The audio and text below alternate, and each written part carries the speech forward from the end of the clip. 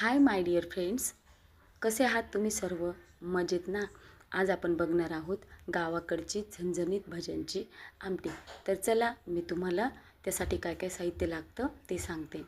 त्यासाठी आपण घेणार आहोत 4-5 कांदे, त्यानंतर डाळ, वाटीभर डाळ,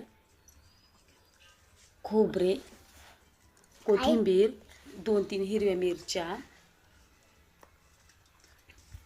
हे सर्व साहित्य आपण आता दळून घेणार आहोत.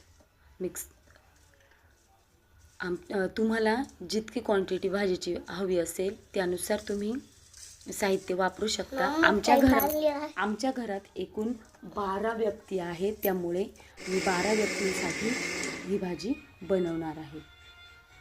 आता आपण छान प्रकारे मसाला दळून घेणार आहोत. मसाला दळल्यानंतर मग आपण आता करणार आहोत भज्यांसाठी आपण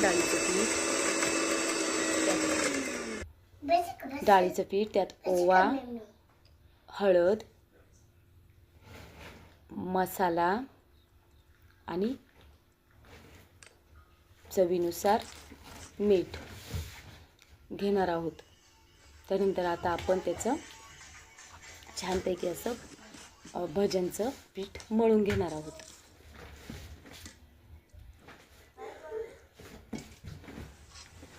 त्यानंतर आपण काढणार आहोत भजे आणि मग भजे काढून आपण एका साईडला ते ठेवून देणार आहोत. भजे काढून झाले. अरे, आमची मनीमाऊ सुद्धा भजे मागत होती आणि मग कृष्णा म्हटला का मम्मी मनीमाऊला पण भजे दे ना माझ्या. गावाकडची झणझण. त्यानंतर आता आपण टाकणार आहोत त्यात मीठ, लाल मिरची, कांदा लसूण मसाला, कोथिंबीर मसाला, हळद, या सगळ्याची आपण फोडणी तयार करणार आहोत. त्यानंतर आपण जे वाटण वाटलं होतं ते आपण त्यात टाकणार आहोत. त्यानंतर आपण छानपैकी असं परतून घेणार आहोत ते वाटण आणि मग ते वाटण परतल्यानंतर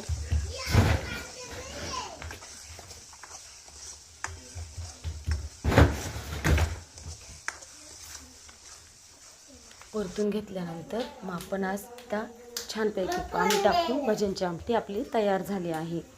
आता आपण पोळ्या बनवणार आहोत. तयार आहे आपली गावाकडची अशी झणझणीत भज्यांची आमटी.